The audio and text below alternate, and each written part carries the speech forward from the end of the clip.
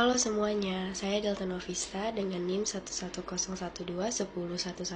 Pada kesempatan kali ini, saya akan menjawab soal-soal ujian akhir semester 3 dengan mata kuliah pengantar jurnalistik. Pembimbing Fazrin Anggi Saputro, SIKOM, MIKOM. Soal nomor 1. Apakah yang Anda ketahui tentang standar perilaku penyiaran? Yang saya ketahui tentang standar perilaku penyiaran ialah adanya penghormatan terhadap nilai-nilai kesukuan, agama, ras, atau antar golongan lainnya. Jadi di dalam sebuah penyiaran berita dilarang adanya saling merendahkan antara agama, ras, atau golongan lain. Lalu harus adanya hak privasi. Jadi di dalam sebuah penyiaran berita tidak boleh mempublikasikan tentang masalah pribadi. Kalaupun memang harus mempublikasikan tentang masalah pribadi, itu yang bersifatnya demi kepentingan umum. Jika kalau memang ingin mengekspos masalah pribadi, maka di dalam penyiaran itu tidak boleh ada niatan untuk merusak reputasi atau memperburuk keadaan objek. Kita harus adanya sensor atau menutupi wajah anak-anak pada peristiwa hukum. Lalu untuk program yang melibatkan anak-anak dilarang tayang melebihi jam 21.30 malam. Lalu di dalam penyiaran adanya perlindungan terhadap orang atau suatu kelompok tertentu.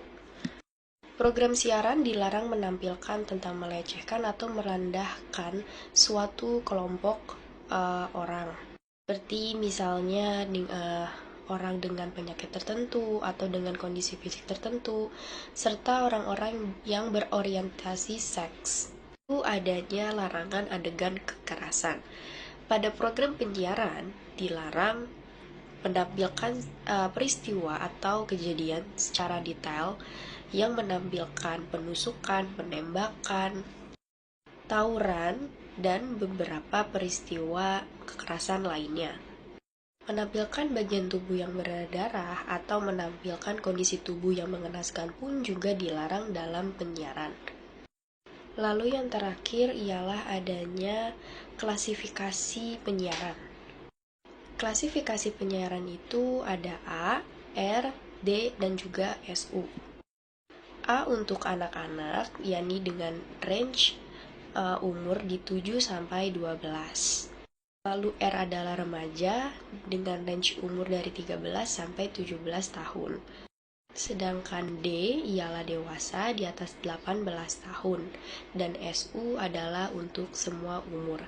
Soal nomor 2. Sebutkan 3 kategori news presenter dan jelaskan perbedaannya. 3 kategori pada news presenter ialah yang pertama ada pembaca berita, penyiar berita, dan juga jangkar berita. Yang pertama ialah pembaca berita atau news reader. Mereka berperan untuk membawa acara di televisi yang membacakan sebuah berita. Biasanya alurnya sudah disiapkan oleh tim redaksi, news writer, script writer, editor, dan juga reporter. Pembawa berita ini biasanya tidak mempunyai peran atau tidak dilibatkan dalam meliput berita. Lalu yang kedua ada penyiar berita atau newscaster. Ialah orang yang berperan menyiarkan berita serta berperan sebagai reporter atau jurnalis berita dan ikut dalam meliput dan juga produksi penyiaran berita. Bahkan aktif dalam membuat naskah yang akan dibacakan atau disampaikan pada saat penyiaran berita.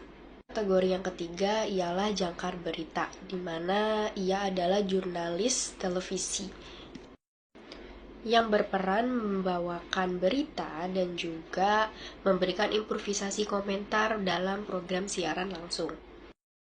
Biasanya seorang jangkar berita ini mewawancarai narasumbernya di dalam studio atau memandu sebuah program diskusi.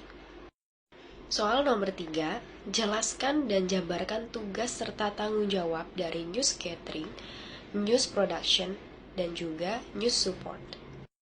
Yang pertama ada news gathering. News gathering sendiri ialah bertugas sebagai koordinator peliputan atau korlip.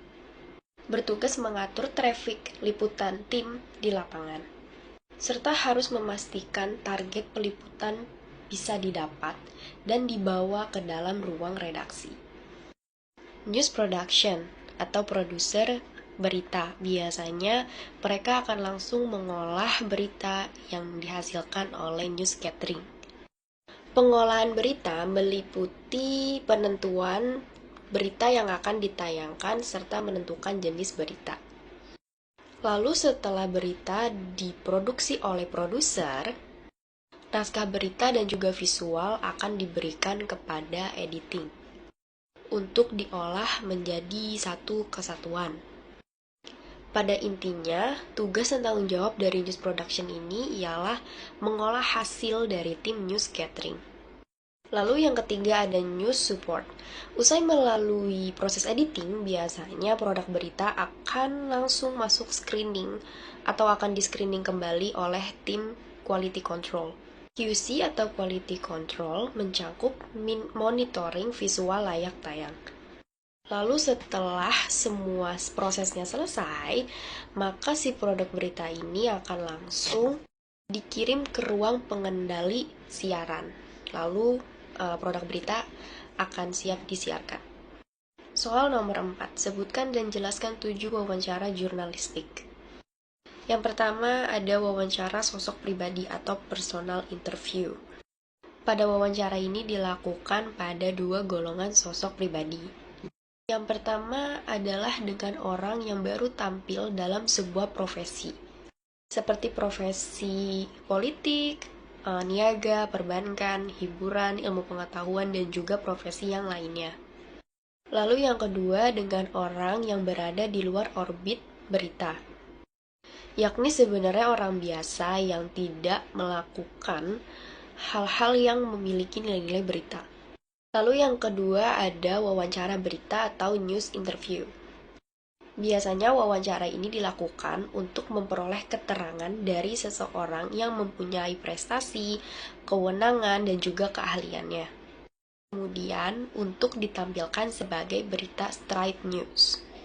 Sumber berita ini biasanya didapatkan dari presiden, para menteri, petinggi negara, politisi, ilmuwan, olahragawan, atau juga tokoh masyarakat. Lalu yang ketiga ada wawancara jalanan atau man in the street interview. Biasanya wawancara ini dilakukan di jalan-jalan umum, yaitu biasanya dengan kita menyetop orang yang lewat, lalu kita bertanya tentang pendapat mereka yang berkenan dengan suatu berita yang penting. Dengan wawancara ini diharapkan kita dapat memperoleh bagaimana tentang pendapat umum dengan peristiwa atau kejadian penting tersebut. Lalu yang keempat ada casual interview. Dalam penyelenggaraan wawancara ini biasanya tuh nggak direncanakan dahulu, jadi biasanya wawancara ini diadakan secara kebetulan. Pertemuan dan dialog dengan orang berwenang dalam sebuah resepsi ialah sarana dari news casual ini. Hal ini ditunjukkan untuk kita memperoleh keterangan dari orang besar yang kita temui pada kesempatan kali itu. Lalu yang kelima ada wawancara telepon. Biasanya dilakukan untuk kita memperoleh suatu keterangan dari seseorang yang berwenang dengan melalui sumber telepon yang sewaktu-waktu dapat diadakan oleh pewarta dan juga sumber berita. Wawancara berita ini biasanya akan berjalan dengan lancar jika sudah ada kepercayaan antara pewarta dengan sumber berita. Artinya di mata si sumber berita ini, si pewarta ini memiliki integritas pribadi yang dapat dipercaya, yang tidak akan salah kutip. Lalu sebaliknya, pewarta pun juga tidak memiliki kepentingan lain terhadap sumber berita, melainkan hanya menanyakan informasi dan juga keterangan. Lalu yang keenam ada wawancara tertulis. Dalam wawancara tertulis ini terdapat plus dan minus. Minus atau kelemahan dari wawancara tertulis ini yakni jika ada hal-hal yang kurang jelas dari wawancara tertulis itu, pewarta tidak dapat menanyakan kembali atau tidak dapat menanyakan keterangan kembali kepada sumber berita seperti yang dilakukan pada wawancara berita.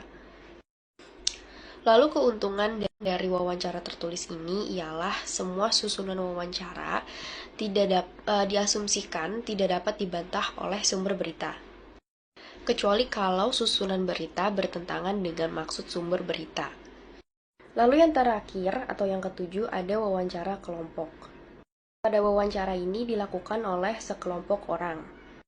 Pada wawancara ini biasanya si pewarta seakan-akan adalah salah satu peserta dalam satu seminar atau simposium. Lalu hasil wawancara yang akan diberitahukan bukan pendapat suatu atau pendapat satu orang dalam seminar tersebut. Lalu soal yang terakhir, yang nomor 5, ialah apa yang Anda ketahui tentang produk jurnalistik. Produk jurnalistik atau hasil kerja dari wartawan ialah informasi dan juga berita. Ada 3 jenis produk utama jurnalistik. Yang pertama ada news atau berita, yang kedua ada feature, yang ketiga ada opini. Lalu untuk berita, itu jenisnya biasanya ada surat kabar, ada koran, ada televisi, ada radio, ada tabloid, ada buletin, dan juga media online. Lalu untuk yang feature, itu ada pojok, ada surat pembaca, kolom, dan juga karikatur.